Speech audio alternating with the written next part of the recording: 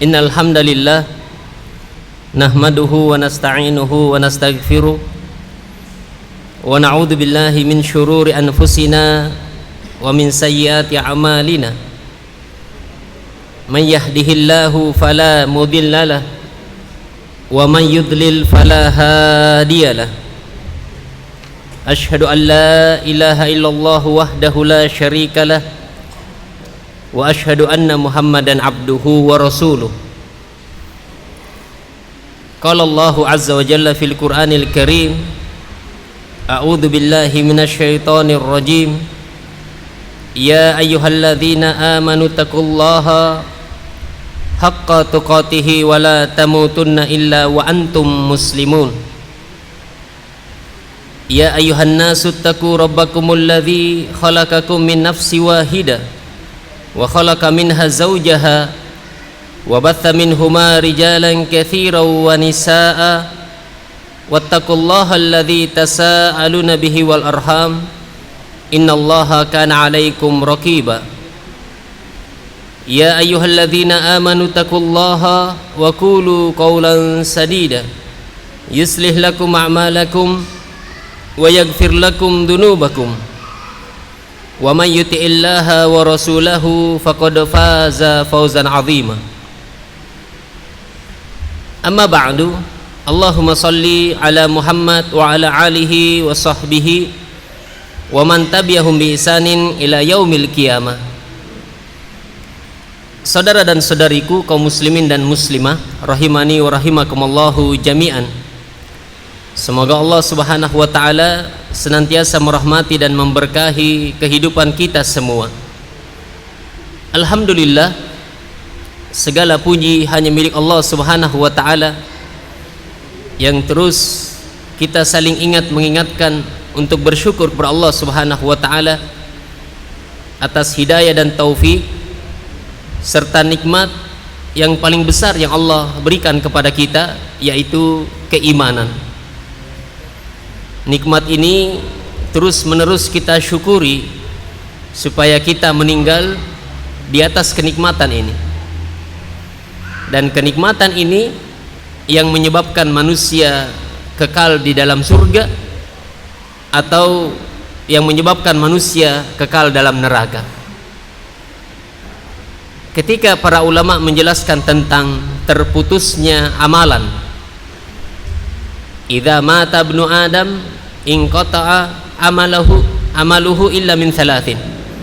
Kalau meninggal anak Adam, maka terputus amalannya. Tapi ada amalan-amalan yang di situ terus dan terus mengalir pahalanya.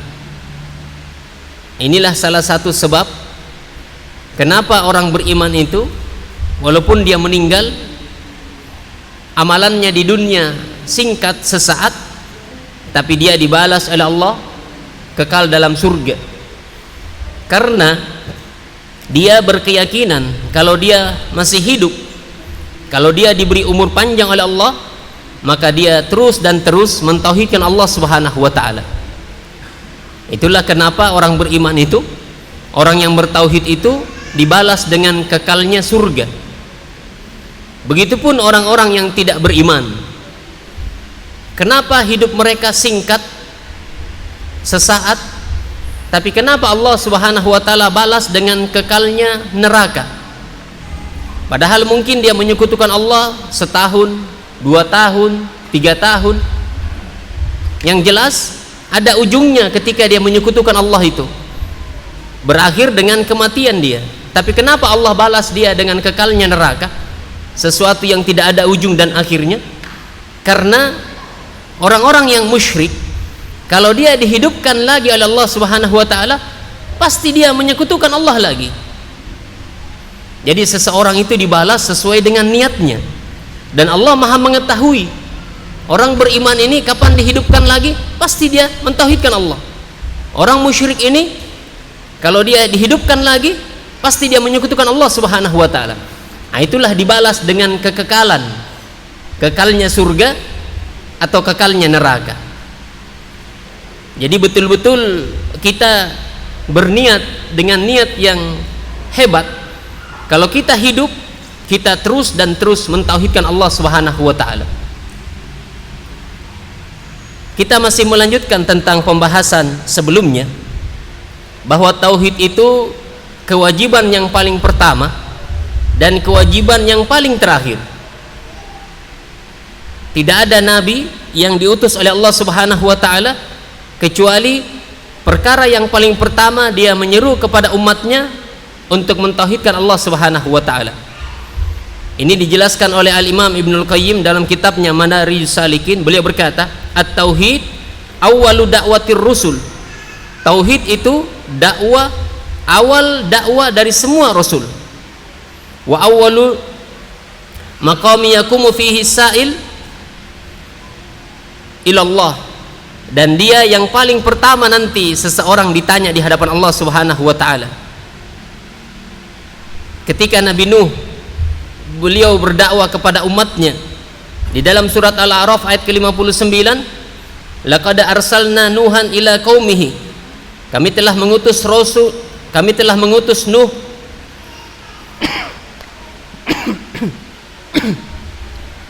kepada kaumnya.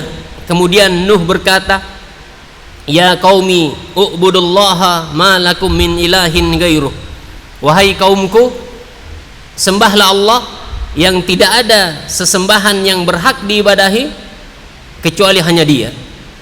Kemudian Nabi Hud, Allah berfirman dalam surat Al-A'raf ayat ke-65, u'budullaha ma lakum min ilahin ghairuh, sembahlah kalian Allah yang tidak ada yang berhak diibadahi kecuali hanya Allah.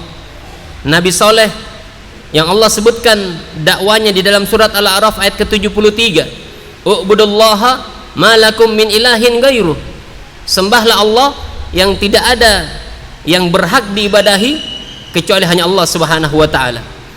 Kemudian Nabi Su'aib dalam surat Al-A'raf ayat ke-85, u'budullaha ma lakum min ilahin ghairuh, sembahlah kalian Allah karena tidak ada yang berhak diibadahi kecuali hanya Allah Subhanahu wa taala. Bahkan semua nabi dan semua rasul mereka berdakwah kepada tauhid. Dalam surat An-Nahl ayat ke-36 Allah Subhanahu wa taala berfirman, wa laqad ba'atsna fi kulli ummatin rasula an ibudullaha wajtanibut taghut, sungguh kami telah mengutus setiap umat seorang rasul yang tugas rasul itu menyampaikan dan mendakwakan kepada umatnya an ibudullaha, supaya mereka beribadah semata hanya kepada Allah, wajtanibut taghut, dan menjauhi apa yang diibadahi selain Allah Subhanahu wa taala. Jadi tauhid ini adalah miftah dakwatir rusul, kunci semua dakwah para rasul. Begitu juga Nabi kita Muhammad sallallahu alaihi wasallam ketika beliau mengutus salah seorang ulama dari kalangan sahabat, Mu'adz bin Jabal. Beliau mengutus Mu'adz bin Jabal untuk berdakwah di Yaman. Jadi Rasulullah itu mengutus sahabat untuk berdakwah, bukan sahabat yang tidak berilmu, bukan sahabat yang baru masuk Islam, bukan sahabat yang belum paham tentang iman dan akidah, tapi yang diutus itu ulamanya, ulama dari kalangan sahabat. Karena memang berdakwah itu pakai ilmu, bukan pakai perasaan, bukan pakai logika, bukan hanya semangat-semangatan. Itu tidak ada dalam agama kita seperti itu. Rasulullah SAW mengutus para sahabat, itu sahabat yang diutus mereka yang berilmu. Karena kalau kita tidak memiliki ilmu, apa yang kita mau dakwakan? Kalau orang Arab bilang faqidu syai' la yu'tihi, orang yang tidak memiliki sesuatu itu dia tidak bisa memberikan sesuatu itu kepada orang lain. Kalau saya tidak memiliki uang, bisakah saya beri orang uang sementara saya sendiri tidak punya uang? Kalau saya tidak paham, tidak mengerti, bisakah saya pahamkan orang, saya kasih mengerti orang? Jadi kita ketika tidak memiliki sesuatu, pasti kita tidak bisa memberikan sesuatu itu kepada orang lain. Mu'adz bin Jabal ketika diutus di Yaman, Nabi kita bersabda, innaka ta'ti qauman ahlal kitab, sesungguhnya kamu akan mendatangi ahlul kitab. Jadi diberi bekal memang. Ahlul kitab itu ada ilmunya. Kalau kamu sampaikan mereka, mereka bisa mendebat kamu. Jadi siap-siap memang argumen. Karena dakwah ini bukan asbun, asal bunyi. Karena kita mengatasnamakan Islam, sementara Islam itu perkara yang suci, yang murni. Kemudian Nabi kita bersabda, "Falyakun awwala ma tad'uuhum ilaihi," hendaklah yang pertama kali engkau dakwakan kepada mereka ibadallah wahda, supaya mereka semata-mata beribadah kepada Allah semata dan tidak menyekutukan Allah Subhanahu wa taala. Jadi yang disampaikan pertama kali itu alla ilaha illallah wa anna muhammadar rasulullah. Kemudian kata Al-Imam Ibnul Qayyim rahimahullahu taala, Nabi kita bersabda, umirtu an uqatilan nas hatta, saya diperintah oleh Allah untuk memerangi manusia sampai manusia itu berkata la ilaha illallah muhammadar rasulullah. Jadi Rasulullah itu berperang bukan memperebutkan tanah air, bahkan dia diusir dari tanah airnya. Dia lahir di Mekah, diusir dia dari Mekah, dimusuhi dia oleh orang-orang Mekah. Rasulullah berperang itu bukan memperebutkan hasil bumi, bukan memperebutkan kekayaan alam, tapi umirtu an uqatilan nas, saya diperintah oleh Allah untuk memerangi manusia sampai mereka bersaksi, bersyahadat la ilaha illallah muhammadar rasulullah. Itu peperangan yang terjadi di karangan para nabi dan para rasul, bukan karena memperebutkan sesuatu yang sesuatu itu bagian dari dunia. Walihada kana sahih, oleh karena itulah maka yang pantas untuk kita yakini dengan sebenar-benarnya anna awwala wajib yajibu alal mukallif syahada an la ilaha illallah. Perkara yang paling wajib bagi orang-orang yang sudah mukallaf, yang sudah balik, yang sampai umur dan sudah berakal, tamyiz, yang paling pertama adalah dia memperbaiki la ilaha illallah. Beda dengan orang-orang yang ahlul kalam. Orang ahlul kalam itu orang-orang yang belajar ilmu filsafat. Yang pertama kali kewajiban yang Allah wajibkan kepada kita adalah berpikir, an-nazar, melihat alam semesta, kemudian merenungi, memahami. Para nabi dan para rasul ketika memerintah umatnya, yang pertama kali mereka dakwakan adalah tauhidullah. Kata Al-Imam Ibnul Qayyim rahimahullah, awwalu ma yadkhulu fihi wa awwalu ma yadkhul bihi fil Islam wa akhiru ma yukhriju bihi minad dunya. Jadi tauhid ini merupakan awal pertama kali ketika seseorang mengucapkannya, meyakininya, itu yang menyebabkan dia masuk ke dalam Islam. Wa akhir ma yakhruj bihi minad dunya, dan perkara terakhir yang harus seseorang memiliki sebelum dia meninggalkan dunia. Itulah Nabi kita bersabda, man kana akhiru kalamihi la ilaha illallah dakhalal jannah. Siapa yang terakhir ucapannya sebelum dia meninggal la ilaha illallah dakhalal jannah, maka dia masuk surga. Itulah Rasulullah SAW ketika mendakwai pamannya yang menjelang kematiannya, apa yang didakwai oleh beliau? Kalimatut tauhid la ilaha illallah. Bukan disuruh sholat, bukan disuruh ingat Allah, bukan disuruh mengikuti yang lainnya, tetapi mengucapkan la ilaha illallah. Kalau Abu Thalib dia mengucapkan la ilaha illallah, maka dia masuk surga. Hanya saja dia tidak ucapkan ucapan itu. Dan di dalam agama kita yang menjadi penentu itu ujung-ujungnya. Nabi kita bersabda di dalam riwayat Imam Bukhari dan Muslim,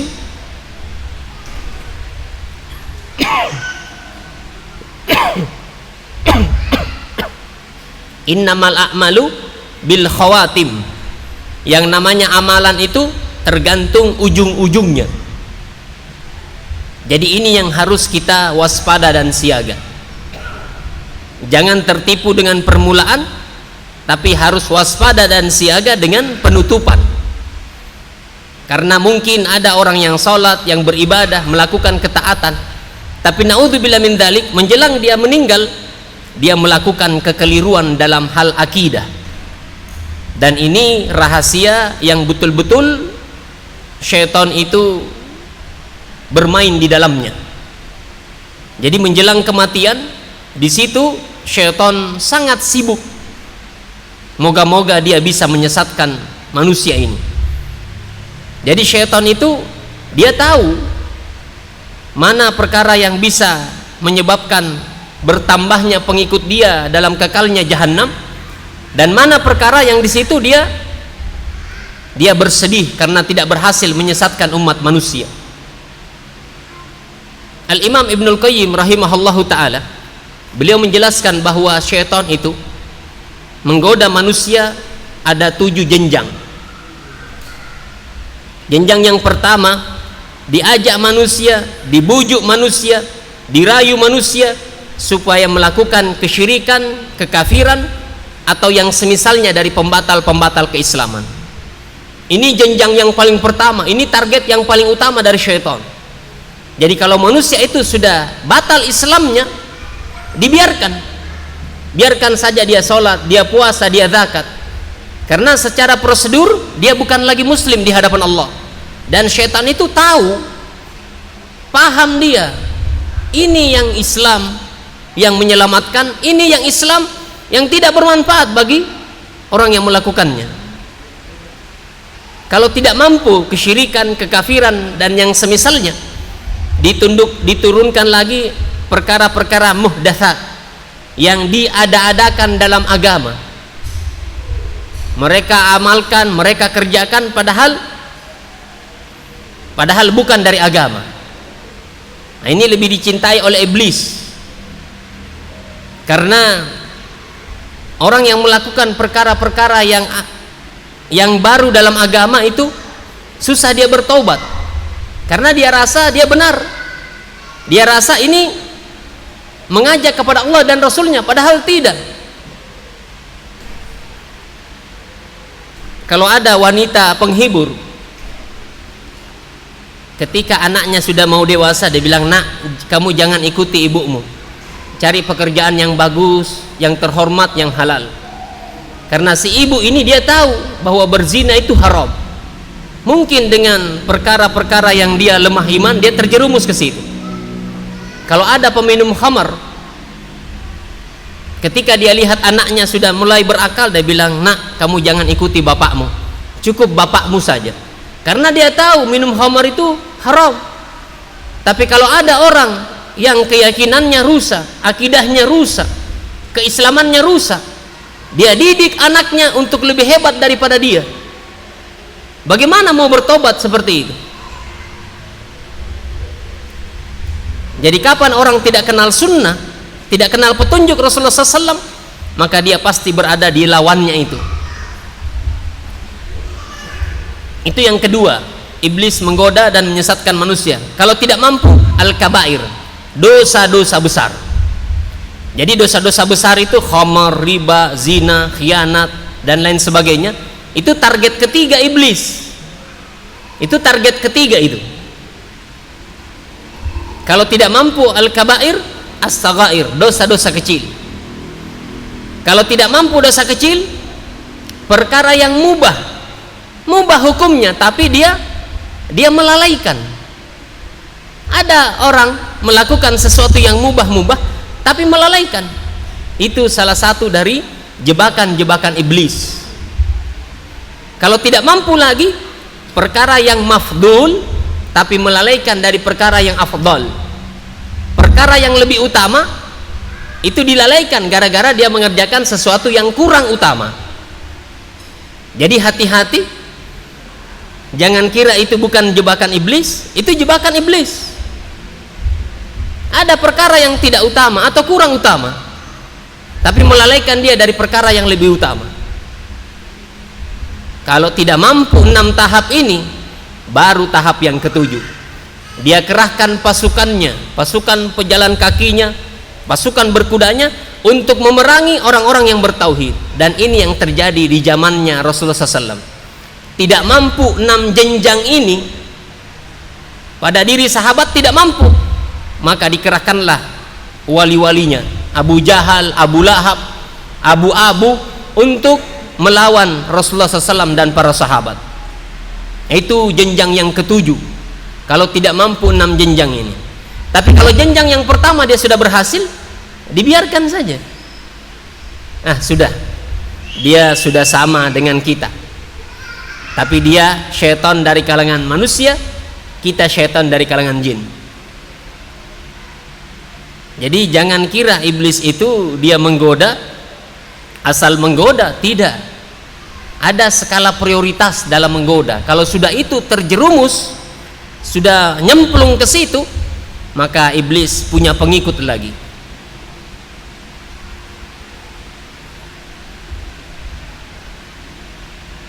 Jadi tauhid itu kewajiban yang pertama dan kewajiban yang terakhir. Allah Subhanahu wa taala berfirman di dalam surah Ali Imran ayat ke-102. Ayat ini dibaca oleh Rasulullah SAW setiap beliau memulai khutbah. Ya ayyuhalladzina amanu taqullaha haqqa tuqatih. Wahai orang yang beriman, bertakwalah kalian kepada Allah dengan sebenar-benar takwa. Wala tamutunna illa wa antum muslimun, dan jangan sekali-kali kalian mati. Jadi ini di ultimatum, di penghujung umur, sebelum manusia itu meninggalkan dunia. Allah takkid wala tamutunna, pakai nun taukid, dan jangan sekali-kali kamu mati illa wa antum muslimun, kecuali kalian sebagai muslim. Karena orang kalau mati batal keislamannya, maka sudah tidak ada lagi masa depannya. Tidak usah harap kalau orang meninggal dalam keadaan membawa kesyirikan, syirik besar, dan dia belum pernah bertaubat atau dia tidak bertaubat. Nah, itulah pentingnya kita belajar tauhid, supaya kalau pernah kita kerjakan syirik besar, kita segera mungkin bertaubat. Karena orang meninggal dia bawa syirik besar, nas'alallaha salama wal afiyah fid dunya wal akhirah. Dia bukan lagi muslim di hadapan Allah Subhanahu wa taala. Jadi ada dosa-dosa yang kalau dikerjakan manusia, dia keluar dari keislaman. Nah, itu cara mendeteksi, cara mengetahui dosa itu apa? Itu pakai ilmu, bukan pakai perasaan. Ada orang yang menyembelih untuk selain Allah, tapi dia baik akhlaknya, dia sholat juga, dia ibadah juga, membangun masjid juga, tapi dia sembelih untuk selain Allah. Ini kekafiran, ini kesyirikan. Sembelihan itu ibadah. Kapan diberikan? Sekali saja untuk selain Allah, itu membatalkan keimanan. Kalau dia berkata saya tidak tahu, nah, ini ucapan seperti ini, Anda hidup di mana Anda tidak tahu itu? Anda belajar apa sampai pelajaran tauhid Anda tidak paham? Tauhid itu kewajiban yang paling pertama dan kewajiban yang paling terakhir untuk dijaga.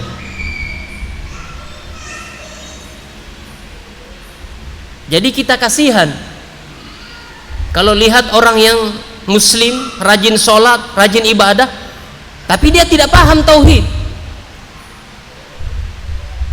Padahal tauhid itu kewajiban yang paling pertama dan paling terakhir untuk dia jaga. Kemudian yang berikutnya, keutamaan tauhid. Tauhid ini dakwah manusia yang paling mulia. Dakwanya manusia yang paling mulia. Dakwanya manusia yang paling Allah cintai. Siapa itu? Dakwah para nabi dan para rasul. Kalau ini diterima, diimani, diyakini, baru turun perintah-perintah yang lainnya. Tapi kalau ini sudah ditolak, tidak ada gunanya perintah yang lain dia kerjakan atau dia tinggalkan larangan. Kalau akidahnya rusak, itu tidak bermanfaat. Allah Subhanahu wa taala berfirman di dalam Al-Qur'an surat Yusuf ayat ke-108. Jadi kalau mau mencintai Rasulullah dengan cinta yang benar, tidak asal berbicara di bibir saja. Contoh Rasulullah dalam berdakwah, apa yang Rasulullah dakwakan? Allah jelaskan apa itu dakwanya Rasulullah.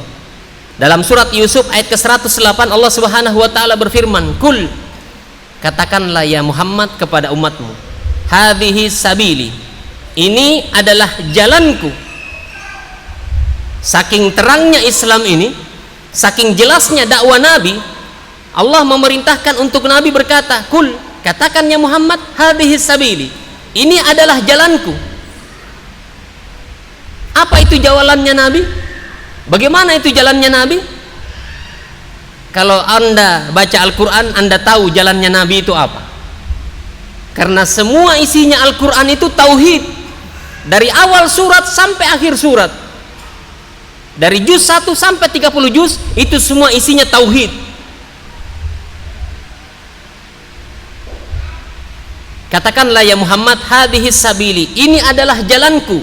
Ad'u ilallah, saya berdakwah kepada Allah, bukan kepada golonganku, bukan kepada kepentinganku, bukan untuk mendapatkan harta, kehormatan, popularitas. Itu bukan dakwanya Nabi itu. Itu dakwah ila nafsi, bukan dakwah ilallah. Itu yang merusak dakwah kalau mau tahu.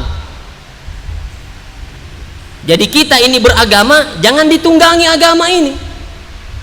Kita beragama itu mau selamat, bukan mau dipuji, mau disanjung, mau dapat uang, mau dapat kedudukan, wanita, harta. Bukan itu dakwanya Nabi. Ad'u ilallah, saya berdakwah kepada Allah. Ala basirah, di atas basirah. Tahu basirah itu apa? Basirah itu ilmu yang kalau kita jelaskan kepada orang, seolah-olah orang itu dia lihat dengan mata kepalanya. Ini basirah, ilmu yang paling tinggi dia. Jadi kalau ada kita jelaskan sesuatu kepada orang, yang dengar itu seolah-olah dia lihat dengan mata kepalanya. Nah, itu namanya basirah. Di atasnya ilmu lagi. Ilmu itu kan ada 3. Yang pertama ilmu yakin, yang kedua ainul yakin, yang ketiga hakul yakin, yang ketiga ini yang namanya basirah. Jadi ketika dijelaskan, seperti Rasulullah ceritakan tentang surga, tentang neraka, seperti sahabat lihat surga. Nah, itu namanya basirah. Betul-betul meyakinkan, tidak ada kebimbangan dan tidak ada keraguan. Jadi orang berdakwah itu bukan tebak-tebakan. Ketika ditanya, jawabannya itu ngawurologi. Bukan begitu orang berdakwah, dan bukan begitu metodenya Nabi dalam berdakwah. Ad'u ilallah ala basirah, saya berdakwah kepada Allah alal basirah. Ana wa manittaba'ani, saya dan yang mengikuti aku. Jadi kalau mau mengikuti Rasulullah, yang pertama dakwah harus ilallah. Jangan dakwah supaya kamu gabung ke kelompok saya, supaya kamu ikut ke golongan saya. Bukan begitu dakwahnya Nabi. Itulah Rasulullah SAW, dia kirim surat ke raja-raja, beriman kamu, kalau kamu beriman kamu masuk surga, kalau kamu tidak beriman kamu dapat 2 dosa. Dan ada yang masuk Islam diam-diam. Salah satunya adalah Raja Najasyi. Rasulullah juga tidak tahu kalau dia Islam atau tidak. Nanti dia meninggal baru ada berita dari Jibril, ada abdun soleh di sana, ada hamba yang soleh di sana, dia meninggal, kamu solatkan. Karena tidak ada yang solatkan di sana dia. Nah, begitu dakwah.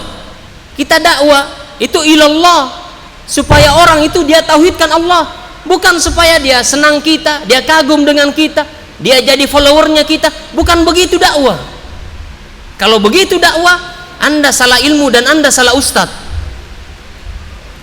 Tidak ada seperti itu dalam agama kita. Dakwah, sampaikan supaya orang bertauhid. Dia kenal saya atau tidak kenal, tidak ada masalah. Yang penting kita dakwakan orang.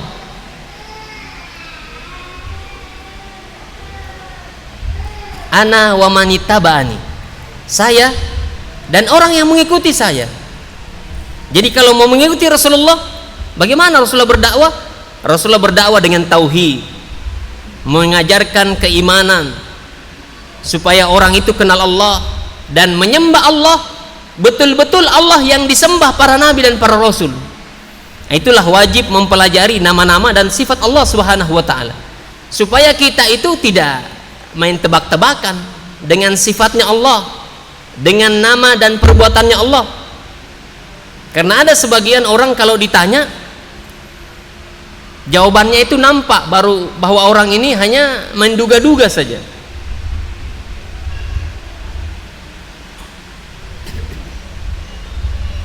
Kemudian Allah menutup firman-Nya, Subhanallah, Maha Suci Allah, wa ma'ana minal musyrikin, dan saya tidak termasuk orang-orang yang musyrik. Jadi tauhid ini dakwah para nabi dan para rasul. Mereka berdakwah kepada tauhid, mengajak manusia untuk mengesahkan Allah dan mengajak manusia di atas ilmu, ala basirah. Syekh Shalih Al-Fauzan hafizahullahu ta'ala, ulama besar di negeri Saudi Arabia, beliau berkata tentang ayat surat Yusuf ayat ke-108, anna man lam yada' ilallah wa huwa yastati da'wa ilallah, siapa yang tidak berdakwah kepada Allah padahal ia mampu berdakwah kepada Allah. Jadi orang berdakwah kepada Allah itu maksudnya dia berdakwah supaya Allah itu diesakan, ditauhidkan. Maksudnya itu dia ikhlas. Siapa yang berdakwah yang mestinya ikhlas tapi dia tidak ikhlas, maka dia belum merealisasikan dan belum meneladani Rasulullah SAW. Bahkan ittiba'uhu fihi naqsul azim, bahkan dia sangat-sangat kurang dalam mengikuti Rasulullah SAW. Kemudian kata beliau, idza kana Allah ghufiral mar'ah, kalau Allah Subhanahu wa taala mengampuni seorang wanita al-baghi, wanita yang profesinya pezina, lima saqat kalba al-ma, ketika wanita pezina ini dia minumkan seekor anjing air, wa huwa yalhath, karena anjing itu kehausan, wa fi amsil haja ilaihi, karena anjing itu betul-betul sangat membutuhkan air. Kalau ada hadis tentang berita dari Rasulullah, seorang wanita pezina dia beri minum seekor anjing,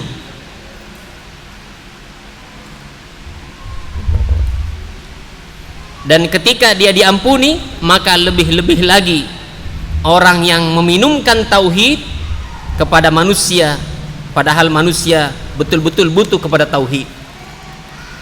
Jadi kalau anjing saja diampuni seorang pezina ini karena dia minumkan, apalagi kalau berdakwah kepada tauhid. Ini keutamaan tauhid, dan insyaallah akan kita lanjutkan di pertemuan selanjutnya. Wallahu a'lam bishawab. Ini yang bisa kita sampaikan.